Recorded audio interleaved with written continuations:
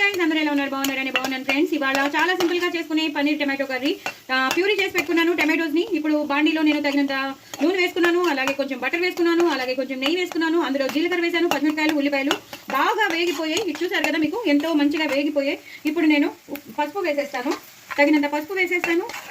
అలాగే tomato puree కూడా వేసేస్తాను, ఎందుకంటే ఆ పచ్చి వాసన పోవాలి కాబట్టి టమాటో ప్యూరీ వేసేస్తాను. నేను ఒక 3 టమాటోస్ తీసుకున్నాను, ఆ 3 టమాటోస్ ప్యూరీ వేసేసాను.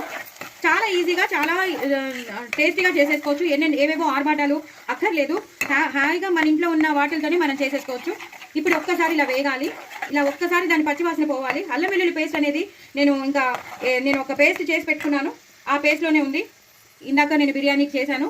సో అందులో ఎండుమిరపకాయలు, ఉల్లిపాయలు, జీలకర్ర ఇవి వేసి నేను గ్రైండ్ చేసి పెట్టుకున్నాను. అందులోనే నేను చేసిన మిరియాలు, ధనియాలు, జీలకర్ర, లవంగం, దాల్చిన చెక్క ఆ పేస్ట్ కూడా వేసేసాను. సో ఆ పేస్ట్తో తయారైనదనమాట. సోయా సాస్ వేసేస్తాను, కొంచెం సోయా సాస్ వేస్తాను, కొంచెం ఫ్లేవర్ రావడానికి. అలాగే టమాటో ప్యూరీ, మనం టమాటోని గ్రైండ్ చేసి వేసుకున్నాం కదా, సో ఇప్పుడు ప్యూరీ వేసేసుకుందాం. దీన్ని ఇలాగా కలిపేసుకుందాం. చాలా ఈజీగా చేసేసుకోవచ్చు. ఇప్పుడు నేను చేసి పెట్టుకున్న పేస్ట్ వేసేస్తాను. చాలా తొందరగా అయిపోతుంది, చూసారు కదా. ఇలా వేసేస్తాను, మనకి ఎంత కావాలో అంత వేసేస్తాను. మరి కారం మీరు ఎంత కారం తీసుకోగలరో, ఎందుకంటే అందులో ఎండుమిరపకాయలు వేసాను, కారం వేసాను, పచ్చిమిరపకాయలు, ఉల్లిపాయలు అన్నీ ఉన్నాయి కాబట్టి మీరు ఎంత కారం తీసుకోగలరో. ప్లస్ అందులోనే మళ్ళీ ఇంకో పౌడర్ కలిపానని చెప్పాను కదా, ధనియాలు, జీలకర్ర, మిరియాలు, లవంగం, దాల్చిన చెక్క. అందుకే ఇంకా నేనేం వేయట్లేదు. సో అవన్నీ ఉన్నాయి కాబట్టి ఇంకా అల్లం వెల్లుల్లి పేస్ట్ అనేది నేను వేయట్లేదు. కొంచెం పెరుగు వేస్తాను. ఈ పెరుగు వేస్తే బాగా టేస్ట్ ఎన్హాన్స్ అవుతుంది. కొంచెం చిక్కటి పెరుగు వేసుకోండి, పుల్లని పెరుగు కాకుండా కమ్మటి పెరుగు వేసుకోండి. ఇది అయ్యాక ఒకసారి వేగాక మీకు మళ్ళీ చూపిస్తాను. బాగా మరిగిపోయింది, మొత్తం కుక్ అయిపోయింది.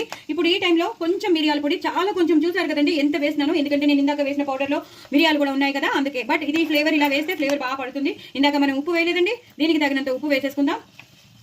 మీరు రుచికి తగినంత ఉప్పు వేసేసుకోండి. ఇప్పుడు నేను పన్నీర్ వేసేస్తాను. ఇది ఒకసారి ఇలా కలిపేసుకుని పన్నీర్ ముక్కలు వేసేసుకోవాలి. నేను ఇంకా ఏం ఫ్రై చేసి పెట్టుకోలేదండి, డైరెక్ట్ వేసేస్తున్నాను పన్నీర్ని. కాదు మాకు ఫ్రైడ్ వేసుకోవాలన్న వాళ్ళు ఫ్రై చేసుకుని వేసుకోవచ్చు. ఇలా కూడా చేసుకోవచ్చు, అలా కూడా చేసుకోవచ్చు.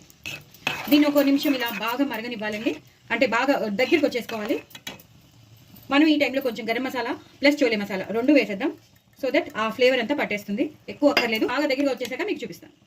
చూసారు కదండి కూర ఎంత బాగా వచ్చిందో, భలే బాగుంది. ఈ గ్రేవీనెస్ భలే బాగుంది కదా. నేను వేసినట్టే అన్ని చేసుకోండి, అన్ని ఇంట్లో ఉన్న ఇంగ్రీడియంట్స్ తోనే చేసేసాను. చాలా సింపుల్ గా చేసుకునే పన్నీర్ టమాటో కర్రీ. లాస్ట్ లో మాత్రం కొత్తిమీర, పుదీనాతో గార్నిష్ చేసేసుకోండి. అలాగే బటర్ కూడా వేసేసుకోండి. లాస్ట్ లో బటర్ తో మీరు వేసేసారంటే చాలా చాలా టేస్టీగా ఉంటుంది, విపరీతమైన టేస్టీగా ఉంటుంది. బాయ్.